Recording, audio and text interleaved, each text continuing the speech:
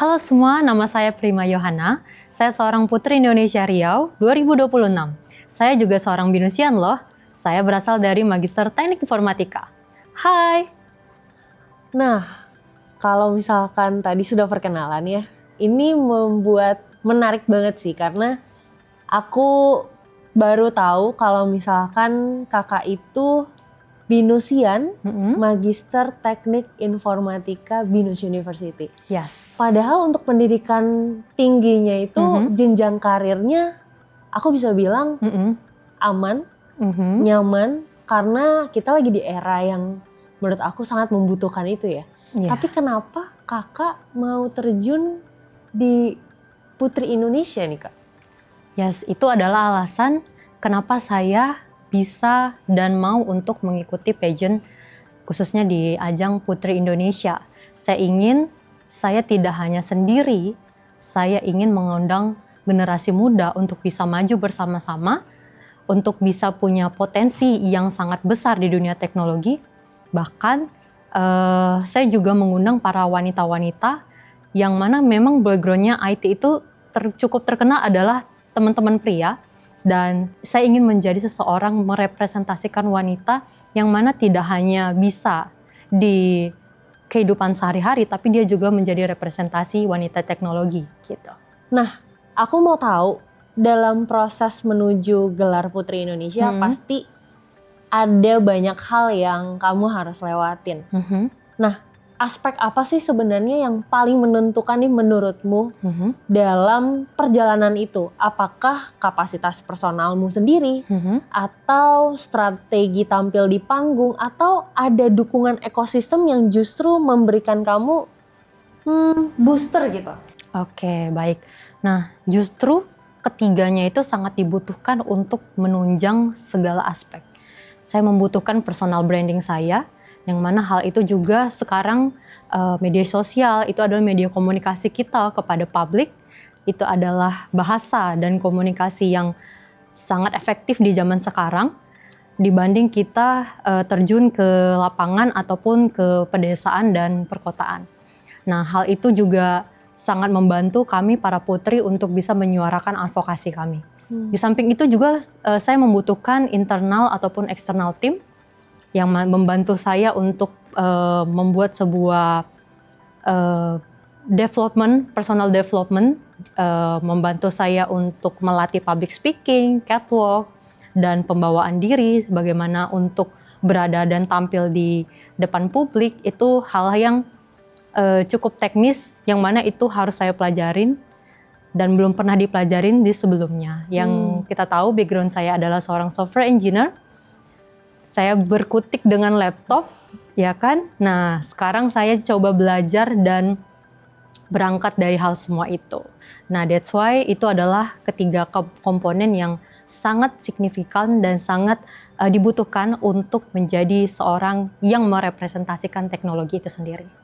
Berarti baik kapasitas diri, lalu ekosistem yang mendukung, itu saling membantu satu sama lain ya dalam perjalananmu sebagai seorang Putri Indonesia ya. Yes. Nah tadi kan sudah sempat disebutkan kamu berkutiknya dengan komputer, dengan laptop.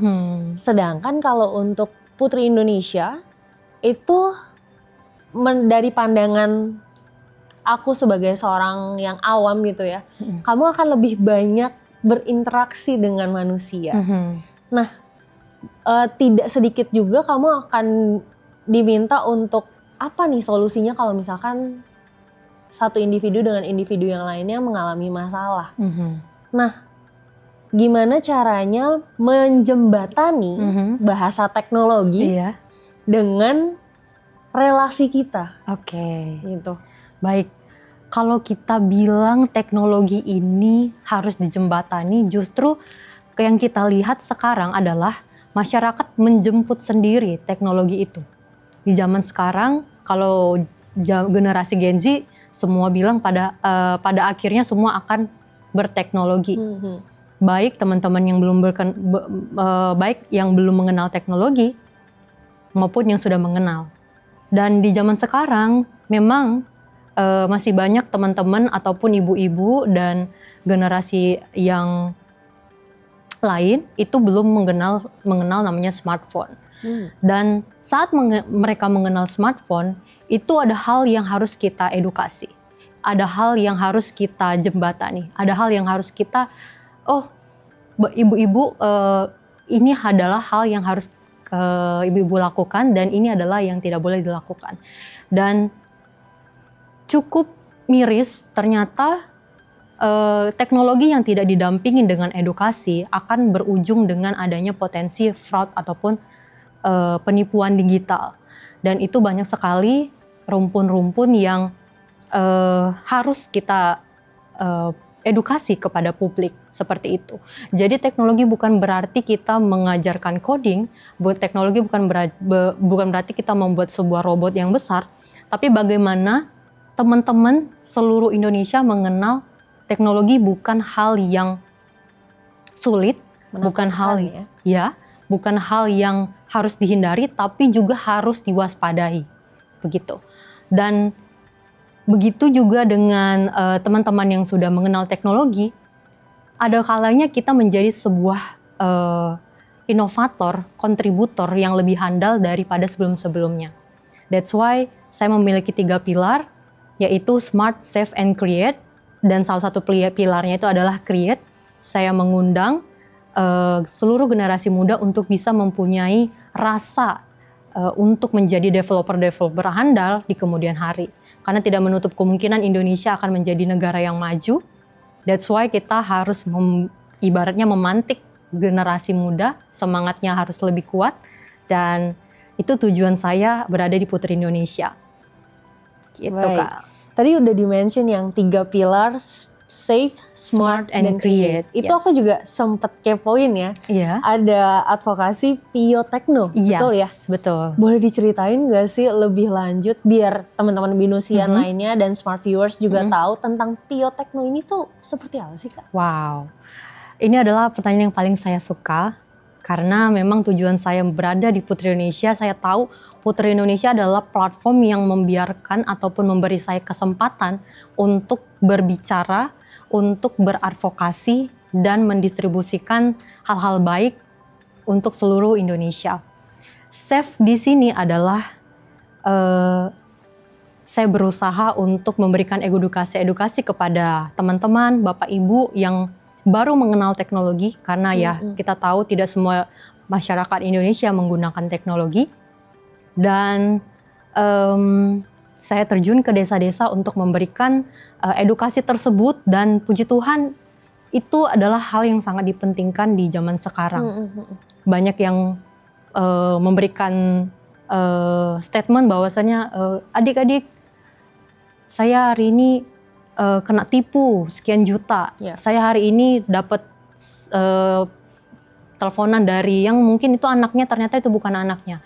Tiba-tiba uangnya habis diambil oleh orang-orang yang tidak berkompeten ataupun yang penjahat ya, dalam tanda kutip. Dan hal itu sangat membuat saya cukup bersedih, karena sebenarnya kita cukup memberikan edukasi saja, itu memberikan rasa mawas diri kepada masyarakat Indonesia. Hal yang kecil tapi sangat berguna kepada seluruh masyarakat Indonesia. Nah, yang kedua adalah yang bagian Smart. Nah, di sini adalah saya menghimpun sebuah informasi dan menghimpun sebuah informasi ya untuk teman-teman dan seluruh para pengguna teknologi untuk bisa lebih pintar, dalam tanda kutip smart, baik itu dalam membaca informasi, baik itu dalam menggunakan teknologi, baik itu kita dalam berkomentar di dunia sosial media, karena setiap track record kita itu memiliki database tersendiri, tidak ada yang terluput dari teknologi itu sendiri. That's why saya menghimpun satu pilar saya, yaitu smart. Dan salah satu lagi yang ketiga yaitu create, ini yang paling saya suka. Di samping saya juga sebagai developer ataupun inovator teknologi, saya ingin menyebarkan dan mendistribusikan ilmu saya kepada seluruh masyarakat luas, baik yang dari generasi alpha ya kalau sekarang, atau sudah ada generasi beta ya, maupun generasi tua lainnya. Dan hal itu juga sudah saya bangun dari 6 tahun yang lalu. Saya mengajarkan kepada teman-teman untuk membuat website, aplikasi mobile, dan terakhir itu saya sosialisasi untuk membangun mini Internet of Things.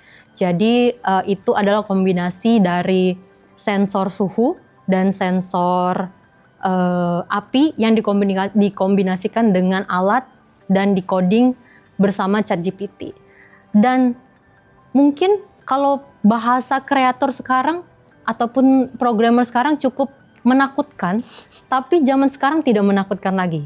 Karena coding sekarang tinggal ketik di ChatGPT. Kita cukup mengajarkan polanya, algoritmanya. Teman-teman bisa coding sendiri, teman-teman bisa cari how to-nya bagaimana, dan mereka bisa implementasikan sendiri. Sekarang untuk menjadi developer ataupun inovator di bidang teknologi itu tidaklah susah, dan ya itu hal yang cukup berani untuk saya suarakan untuk generasi-generasi selanjutnya bisa semakin dahsyat dalam membangun teknologi Indonesia.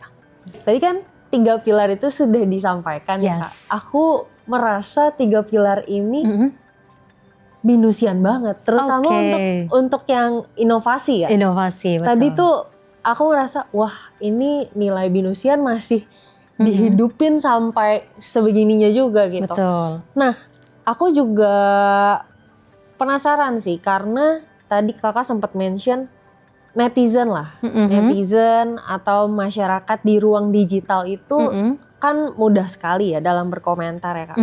Dengan status nanti peran sebagai seorang putri Indonesia, pernah nggak merasa bahwa peran putri Indonesia ini tuh bisa aja direduksi di ruang digital? Karena komentar-komentarnya itu kan gampang banget ya sekarang ya. Kalau ngekritik orang, kalau misalkan mengkritiknya membangun sih nggak apa-apa. Tapi kalau destruktif kan rasanya sayang ya. Itu menurut kakak gimana? Menurut saya menjadi putri Indonesia itu harus siap dalam segala hal.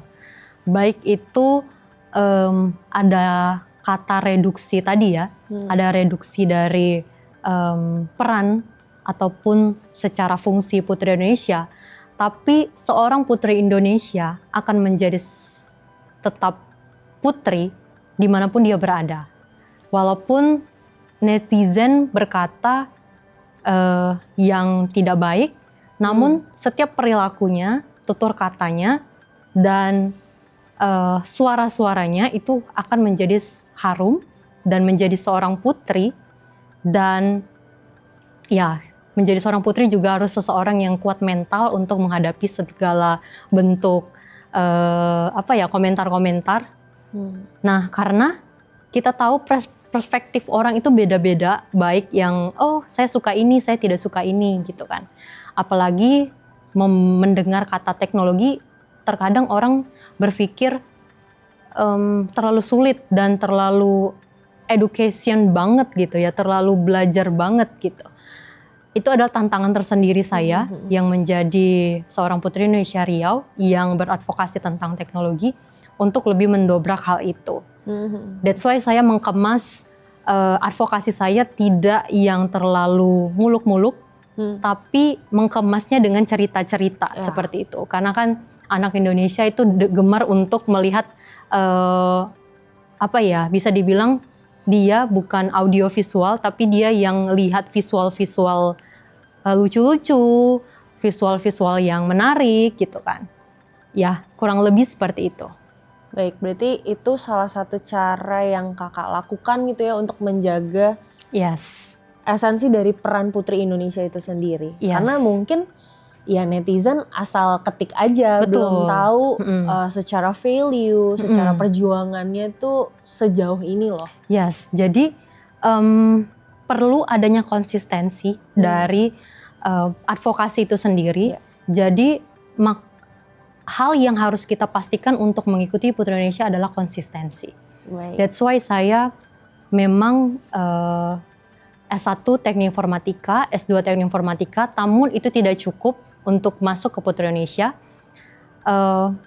Dan kegemaran saya untuk melihat coding karena ada sedikit kesenangan kalau misalnya kita udah solve problem. Ya. Walaupun kita tuh agak stres sedikit melihat coding ataupun bug-bug ya.